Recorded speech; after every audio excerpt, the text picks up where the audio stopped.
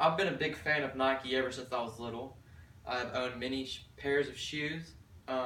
This one, for example, these shoes are so worn that you can't even tell what color they were when I got them. I've worn these shoes out so many times that I put a hole, if you can see that, in the very toe. Um, but ever since I've gotten these shoes, I've always wondered who created Nike and how were they made, and just the story behind it. So that's what I'm going to tell you today. Um, Nike was co-founded by two people. The first one is Phil Knight. Phil Knight was native to Portland. He was uh, born in 1938 in Portland, Oregon. He graduated high school there, went to the University of Oregon, and ran track. Um, he ran track, um, and after he graduated there, he went to a business school to pursue his business education farther. Um, as he did this, once he was approaching graduation from that school, he was sitting in class one day and wondered how he could include his love of sports into um, his uh, business. So he decided that he was going to go to Japan, uh, meet with a guy about a shoe. Um, when he did this, he met with the guy about a shoe and was going to bring it back. And he purchased it, brought it back, and the shoe was called the Tiger, which is also a form which is now known as Asics. So he brought the Tiger back and he started selling it in the U.S. because he had all the rights to it. So when he decided to sell it, he noticed he needed a partner in selling it and creating a better shoe.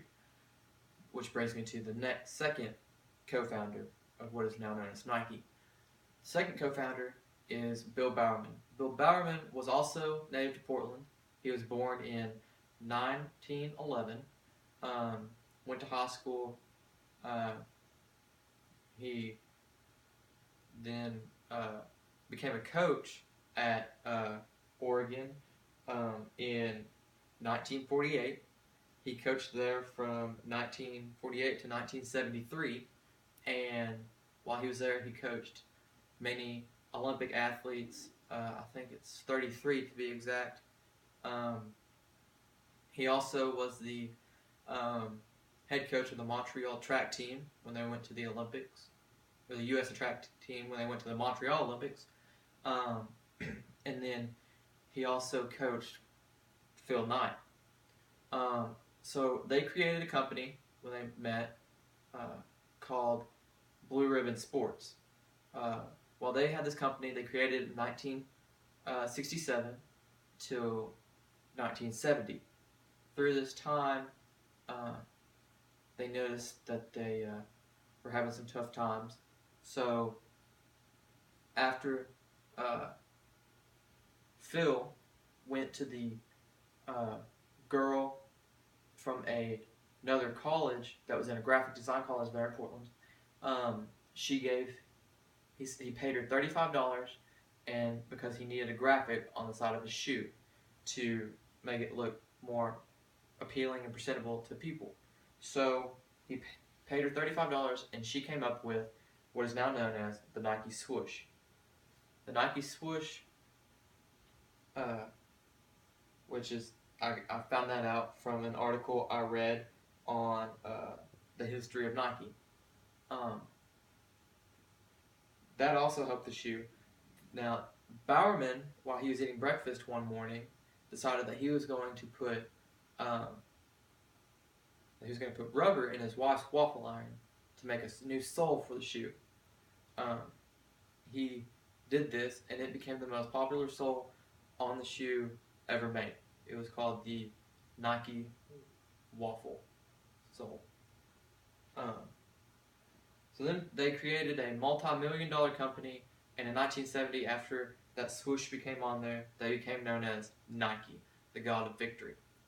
The goddess of victory, excuse me.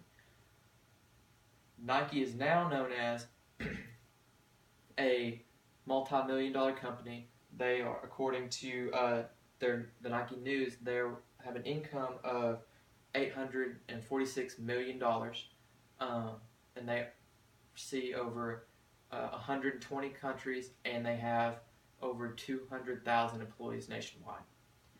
According to Forbes in 2015, um, uh,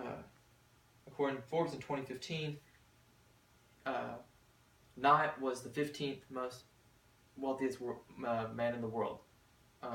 This is my story about Nike, and I hope you like it.